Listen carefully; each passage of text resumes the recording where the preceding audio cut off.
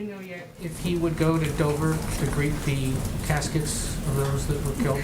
I'm certain the president will do everything he can to honor the sacrifice and the service of the lives who were lost today.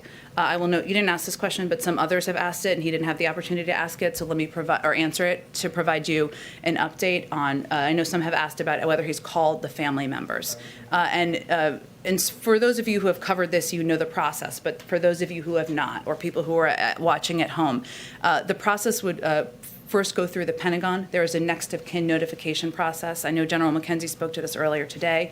That is the process that is still underway at this point in time. Until that process concludes, the president would not make a call because that's the first step in the process.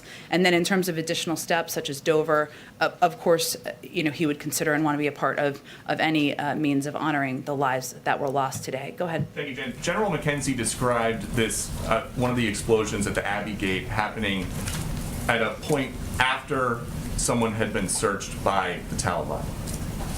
How is the United States still going to work with the Taliban the way that the president is describing, or just did in his remarks, to get American citizens and Afghan allies out if that is what we're working with?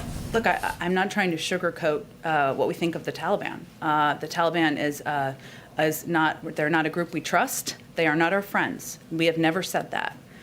It is also the reality that the Taliban controls large swaths of Afghanistan.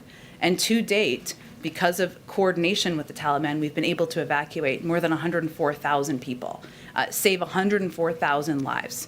And that coordination is necessary in order to continue our evacuation measures. Now, I understand your question, Peter, and the questions of others on what they knew or what their role was. There's no assessment we have at this point in time of their involvement in this. Obviously, that's at this time. If that changes, we will let you all know. And does the president really think that they are going to be reliable partners if we're already getting reports that they're not letting Afghans to the airport and the U.S. is still at the airport?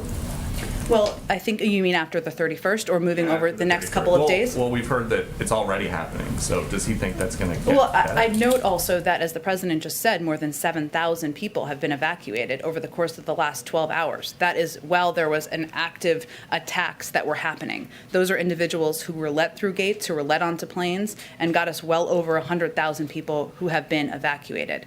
Again, this is not about trust.